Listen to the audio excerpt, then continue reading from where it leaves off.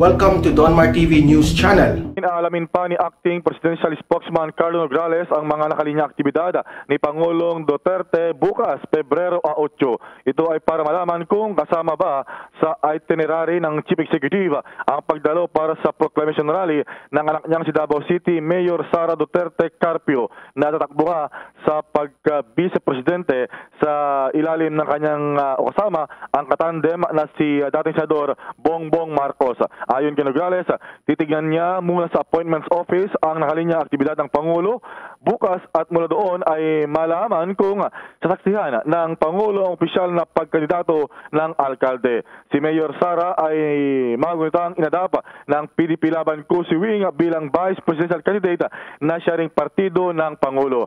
Gagawin ang proclamation rally ng Bongbong Sara Tandem sa Philippine Arena sa Bukawe, Bulacan bukas na siyang ding opisyal na pagsimula ng campaign period o pangampanya para sa mga tumatakbo sa national position. Bombo Raymond. Yes, Bombo Gerald. Oo, so bukas saan yung proclamation ni Vice President itong tumatakbong Vice President pala na si Mayor Inday Sara, Bombo Raymond? Well, sabay sila. Magkasama sila ni dating Senador Bongbong Marcos sa Philippine Arena sa may Bukawe, Bulacan. Ito yung so far ay pinakamalaki na arena dito sa Pilipinas at may kapasidad yan ng hanggang 10,000 na seating capacity, Bombo Gerald. So malaki yan at ang magiging kumbaga ano ba yan? Kumbaga reservation. So kailangan meron kang ticket.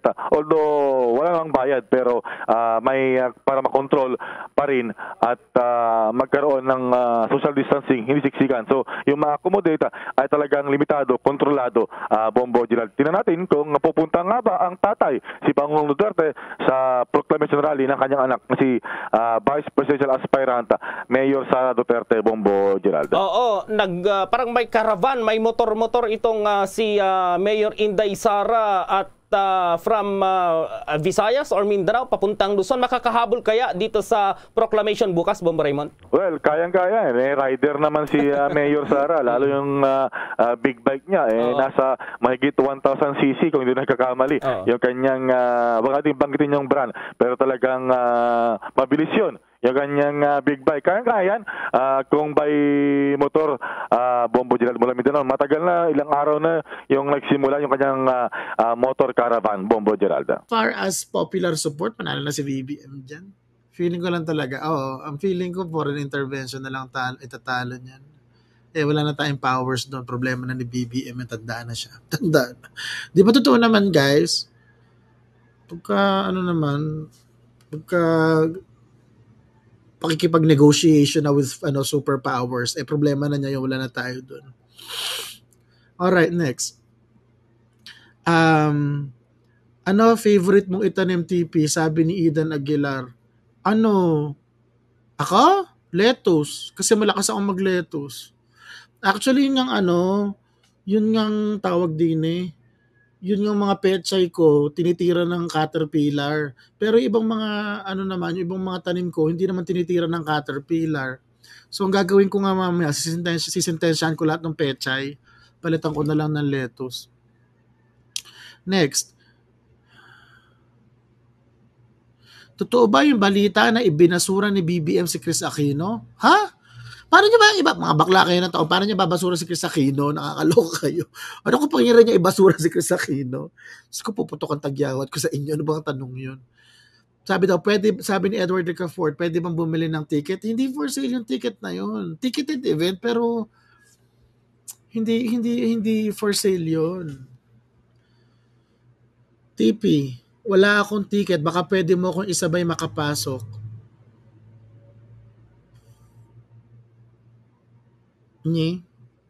Alright. Diyos ko, ano ba ito? TP, chismis daw, patay na si Joma. Wala pa akong balita kung ano na nangyari kay Jose Maria Sison.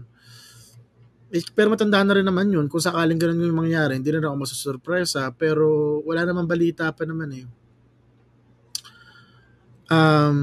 TP, punta ka na TP para makapanood ako sa live mo. Actually, naka-live naman yun malamang sa BBM Facebook page. So, naka-live naman yun sa BBM Facebook page. So, alam niyo, pwede naman kayo doon manood. Ano daw? Kailan maglalabas ng survey ng President and Vice, sabi ni Gigi.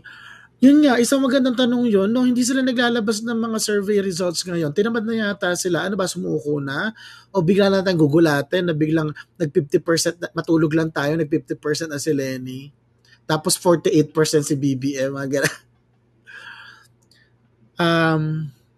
Si Inday, ginawan din daw ng meme, mang inasal naman. Okay lang. Ginawa mo silang masa. Sarap nun. Actually, jackpot nga si BBM eh. Totoanan lang. Sa kampanya na to, saka nakakita guys ng number 1 sa survey pero ikaw pa yung ape. Sarap kaya nun. Jackpot si BBM dyan.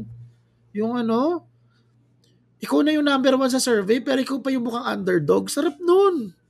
Hindi ka darating na maangas. Diba? Good job yan. Sabi ni Jovi De Los Santos, kailan ang interview mo kay Inday TP? Mag-schedule ako na interview. Kasi nga, nagkakaraban-karaban sila ngayon. So, hindi ko alam. Kasi gusto ko matapos na lang muna yung caravan nila bago ko siya interviewin. Hirap naman yung interview mo yung lola mo, yung aligagang-aligaga. Mamaya biglang mag-plancha ng buhok yun, hindi ko rin matanong ng maayos. Sabi ni Borsilog, TP, binoto mo ba si BBM ng 2016 election? Hindi. Dahil hindi po ako nakaboto ng 2016 elections. At kahit na makaboto ko noon, malamang hindi ko siya boboto noon dahil anti-Marcos pa ako noong 2016. Next.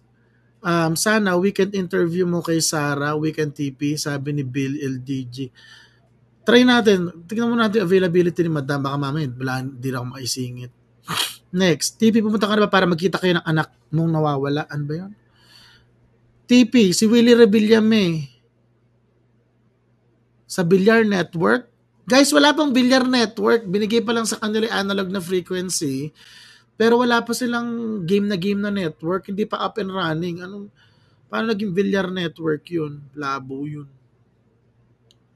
Kailan sked ni Sarah sa caravan niya dito sa Baguio? Sabi ni Vilma Mijares. Hindi ko rin po alam. Dahil hindi nga ako nag-extend na sumasali sa mga caravan. Kasi nga nagtitipid ako sa gasolina. Alam niyo yun, parang nabutas-butas na ozone layer, nagka-climate change na mga bakla kayo ng taon. Huwag ka na makidagdag pa sa carbon emissions. Maliban na lang kung delikado na parang ang lapit-lapit lang nakadalawang kembot lang. Mga tipo siguro pag ang caravan niya, Benguet o La Union. Actually, feeling ko, mas mura na makipag-caravan sa La Union. Kasi po sa Benguet, taas baba yung kalsada. So mag-aso sa gasolina. TP, pwede bang ibigay yung pardon ni Digong kay BBM? California ito, sabi ni Verna Escobar. Pardon? For what? Doon sa ITR? Next. Ipapardon ka para sa hindi pagkapail ng ITR? Nakalokohan. Next. Sayang ang lapit namin kaso walang ticket, sabi ni Janelle Zaragoza. Oo nga, totoo. Actually, na-miss ko nga yung Bulacan eh. Actually, matawagan nga yung mga kamag-anak ko sa Kalumpit. Magkapabili nga ako ng burong isda para pag uwi ko ng Benguet, meron akong igagisa na buro. TP, bili ka sa amin seeds. Madami kami. Tsaka fertilizer, sabi ni Hermine. Anong seeds? Wala na akong lupa. Puno na. TP, sa tingin mo, posibleng mapunta si Willie sa SM na hindi ko problema si Willie Rebillame. Wala akong paki kay Willie. I mean, hindi ba ako galit sa kanya? Hindi ako natutuwa sa kanya. Hindi ako galit. Wala. I have no feelings. Ganyan. Then Next. Get well soon nga po pala kay Dieter Ocampo.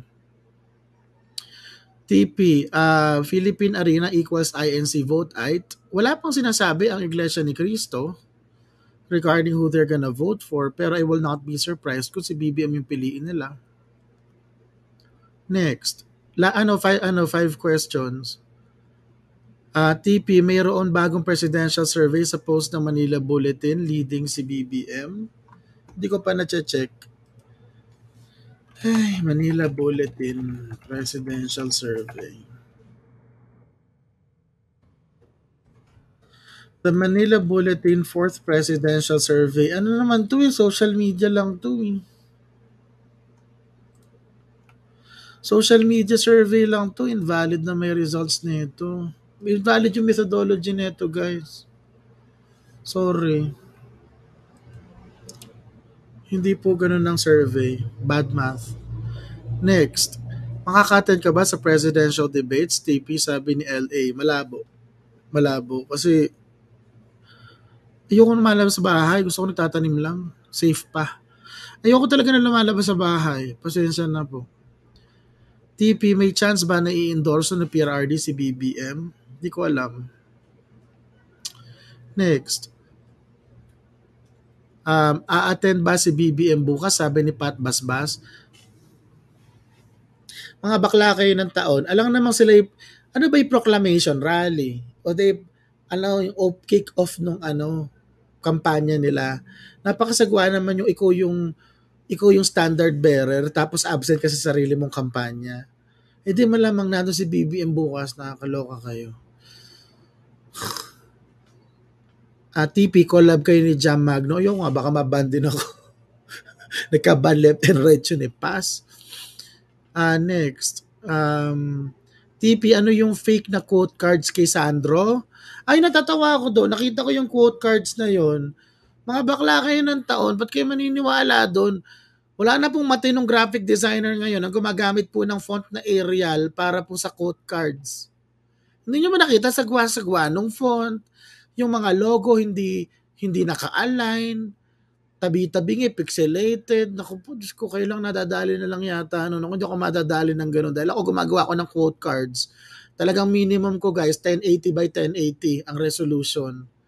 Tapos never akong gumamit ng Arial, maliban na lang kung yung fine print sa baba, gano'n. Hindi yung main text. Diyos ko, kachipan. TP, si Jose Tolentino kaya pipiliin ni PRRD. Hindi ko kilala kung sino si Jose Tolentino. TP, kasado na po ba ang presidential debate courtesy of SMNI? Yeah, tuloy naman daw. TP, alam mo ba paano kayo makakuha ng ticket for proclamation ng unity from San Pedro City, Laguna? Sabi ni Luling Legaspi. Magandang tanong yan. At bigyan ko po kayo ng honest na sagot. Hindi ko po alam. Hindi ko talaga alam kung paano kumuha ng ticket. Sabi ni Norse Agbayani Bartolo, kumusta yung mga dogs mo, TP? Hindi ko alam, may kuto yata si TP. Yung TP the toy poodle. Nahawa yata sa kapitbahay. Ayun, piniflea powder. Next. TP, kung si Basti ang a-attend ka din? Ay, bago pa po dumating si Basti, 5 days before, naka-camp out na po ako sa labas. TP, collab kayo ni Coach Jarrett? Bakit? Chill lang ako kay Jarrett. Kanya lang ano pagkukulaban namin. Next. Binibigay raw sa local leaders ang ticket. Well, that's understandable. Yeah. So, tapos yung mga local leaders na lang pipili ng mga bataan nila kung sino sasama. Next. TP, may TikTok ka ba? Wala. Meron pero dalawa lang post tapos from last year pa. TP, sa tagal mo sa bahay, siguro marami ka ng gulay. Sabi ni Jojo. Yeah, actually. May mga tanim ako ngayon. Mga sosyal. Swiss chard. Ano ba yung pangalan nun? Swiss chard, chicory, kale, yung mga sosyalan. Ayoko ng mga tipong magpatatanim ako upo. Bibiling ko na lang sa kabilang sa talipapa yun. Yung mga wala sa talipapa, hindi ko nga alam kung paano kainin pag lumaki na. Wag flea powder, nakakalason yun. Well, buhay pa naman po si TP in all fairness to the dog. Sabi ni Aljo de Vera, TP, ano masasabi mo kay Robin Padilla? Medyo 50-50 ako sa kanya. Well, 50-50 din ako kay Robin Padilla. I mean, mahal ko po siya dahil macho. Kaya lang po, kailangan medyo madazzle muna niya ako ng kanyang know-how. Hindi ko pa nakikita na nangyayari yun. I mean, nothing against him. Pero gusto ko po yung medyo nasisindak ako sa talino. Hindi ko sinasabing bobo si Rowan Padilla, pero I want to watch his interviews. Tingnan natin kung ano magiging niyang stance on economic, social, political issues. Kasi malamang, he's gonna vote for those stuff. Diba? Wala pa akong nababalitaan. Hindi ko siya nakikita nagpapa-interview. Sabi ni Rico Noliedo, ano tawag sa Tagalog sa gulay mo? Well, ang Tagalog po sa Swiss chard ay Swiss chard. Di ko alam. Bakit basta ganun. Next, are you included sa panel sa SMNI debate? Sabi ni Edith Fabon, baka hindi na. Kasi nga 'di ba nag-resign na ako sa SMNI about 1 or 2 weeks ago. Tapos kasi nga I'm gonna go back to school, tapos nag-aaral na ako ngayon ulit, nag-review na ako mag-isa. So hindi ako pwede, wala na akong oras. Talaga nagkakasakit na ako sa pagod. Yun nga teaching Pinoy ko, hindi ko na naasikaso eh. Dahil nga kulang talaga ako sa oras. Sabi ni Olf EBT, pinaging math teacher mo si Guido David. Hindi naman ganun katanda si Guido. Bata pa yun. Baka feeling ko mga 40s pa lang yun eh. Hindi. Kasi umalis ako sa UP 2005, mga ganun. Ang mga naging teacher ko sa UP sila, si Chancellor Fidel Nemenzo, Augusto Hermosilla, Marian Roque, Kayan Arceo. Si Guido, bata pa yun. Ang mga teacher ko malamang nasa early to mid 50s. Mga ganon. Next. TP, ibili mo ng tablet pantanggal ng tick o kaya andahin yung mga kembot. Yan yun na. TP, 50 si Guido David, batchmate ko, 50. So, ibig sabihin, kung 50 si Guido David, nung nasa UP pa ako, nung pumasok ako nung 01, minus 21 years old. Minus 21 years, so 29 lang siya noon. Hindi. Malabo ko siyang maging teacher. Hindi. Kasi, saan bang department si Guido? Economics yata yun eh. Wala naman ako economics na subject, BS Mathematics ako eh. Sabi ni Kim Sabado, TP, what do you think po kay Sal Panelo? Next question, please. May interview si Robin kay Karen Davila. Okay. TP, si Mayor Vice si Robin Padilla. TP, interview ni Mayor Vice. Ayusin nyo nga, hindi ko naintindihan. TP, ayaw mo bumalik sa Maynila? Well, actually, ayoko na. Init eh. Gano'n lang dahilan. Chill naman ako sa Maynila pero mainit eh. Dito kasi guys, kahit natanghaling tapat, tapos tirik na tirik ang summer, malamig pa din. Hindi ako pinapawisan masyado. Pero nilalangaw. Alright, totoo na to. Last 3 questions. Sana